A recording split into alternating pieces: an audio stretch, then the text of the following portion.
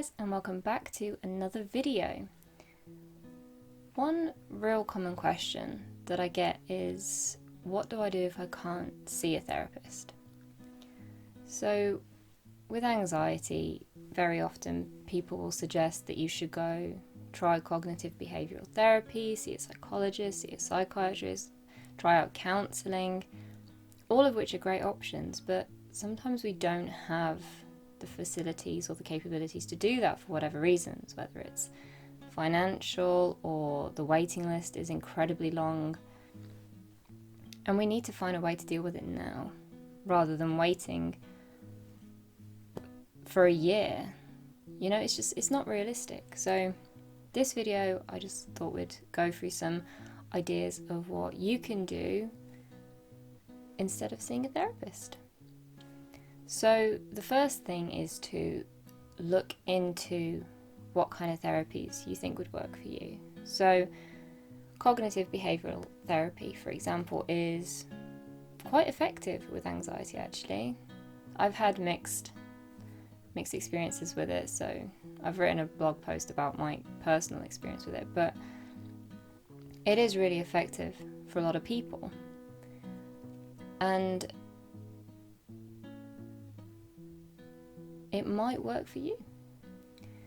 So when you can't go see a therapist, you've got to think about how you could do it for yourself. So the starting point really is to do some online research or get a book on CBT, and it will guide you through different things. But the main principles of it are finding and analysing your thought processes and the reasons behind certain behaviours, as well as the behaviours you exhibit with anxiety, and then challenging them, and then finding ways to overcome it. So one thing they look at is safety behaviours. So when it comes to safety behaviours, try and think about what you do in certain situations. So if you get anxious on a bus, for example, what safety behaviours do you exhibit? Do you have to sit in a certain place? Do you have to have something with you? That kind of thing. And then when you look at that when you're in a complete calm state, you can look at challenging it. So saying, well, actually, I'm going to try and sit somewhere else on this bus ride because it doesn't really matter where I sit. Then you've also got that they challenge your thoughts, such as there are a lot of thinking errors, and again, if you check out my blog, there's more information on it there just in case I miss anything in this video. But there are thinking patterns such as extreme thinking, all or nothing, fortune telling, where actually anxiety is causing you to think in a certain way, meaning that things might look a lot worse than they are, or you think you can't do something that you can do. So CBT gives you a chance and guidance to look at those thinking patterns and contradict them. You put things into perspective. That's really the goal with the thinking side of things. Then you've also got exposure plans, which is something I talk a lot about, but for me that genuinely helps so much. And it's just about challenging yourself and setting goals. So if you had the chance to go for like a series of, I think it's 6 weeks, the sessions are, it's helpful to have a therapist to guide you, right? Especially if you really don't know where to start, what to do. But actually, that's all they are there to do. They are there to guide you. You are the one who comes up with the information. You are the one who fills in the worksheets and then has to go outside of the session and practice those things. So that's all it really does.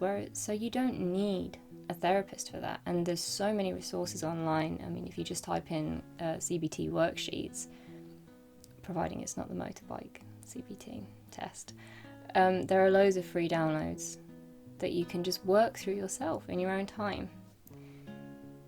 The only thing, like the only downside to doing it yourself could be the lack of motivation. If you know you have to see a therapist the following week and follow up on something you should have done, there's that element of responsibility, which then actually motivates you to challenge yourself. Whereas if nobody's there to talk to about it, it can be hard to push yourself that far. However, there are also like online groups and counselling apps and things like that you could try if you struggle with motivation, but try and stick to it as though you are going to therapy. Set aside about a week where you can come up with a plan and do the research, and then every day or once a week you can then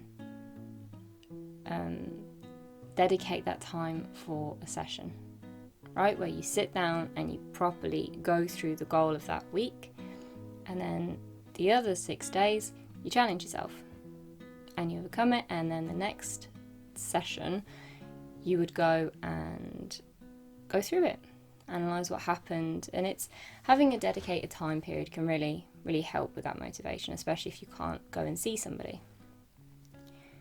Counselling is also really popular for dealing with anxiety, not because they give you tips on how to manage it, but it's more they can help you understand why you're feeling a certain way. And to do that by yourself can be difficult because it always helps to talk. So what I would recommend in that instance is keeping a journal. When you write all your thoughts and feelings down, it is as though you are speaking to a counsellor.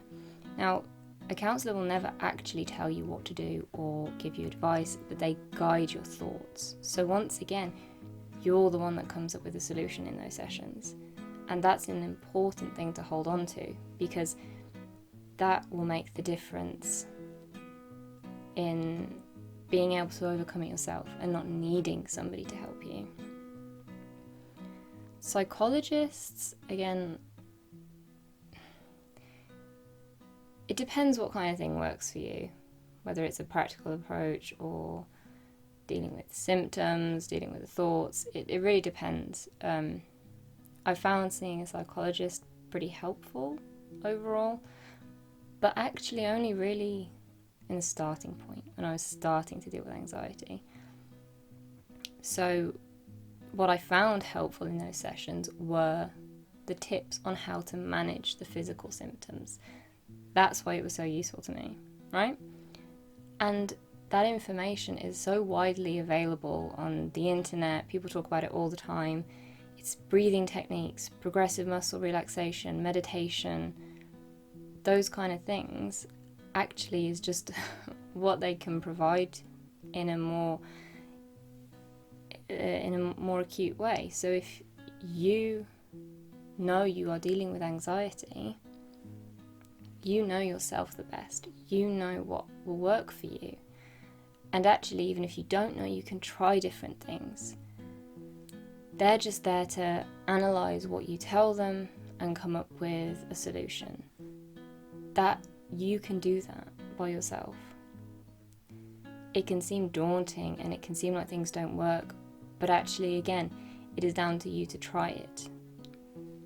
So, for example, when I started seeing a psychologist, I was given a series of things to try out, and one of the things was breathing into your hands. So you know, if you have a panic attack, the old cliche of a paper bag, well, you don't always have a paper bag on you. So the tip that he gave me was to breathe into your hands, cup your hands like that around your nose, and that helps with breathing back in carbon dioxide. Now, I never found that really helpful, but it's good to have that knowledge. However, he also suggested sipping water. That did really help.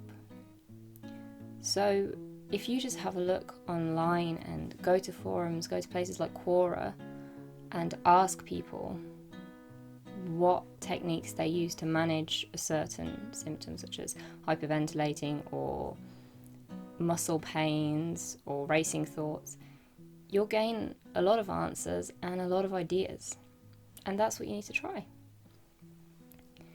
So I definitely think if you have the option of trying out therapy, whichever kind of talking therapy it is, I definitely recommend trying it because it doesn't hurt, but you can do it by yourself. It's difficult, as I said, because of motivation, but really it's all you. They just try and unlock that. Anyway, I hope you guys found this helpful, and let me know in the comments any ideas you have of substitutes for therapy, or how you guys get on with it if you went to therapy and it worked. And give this video a thumbs up. Don't forget to subscribe, and see you next week.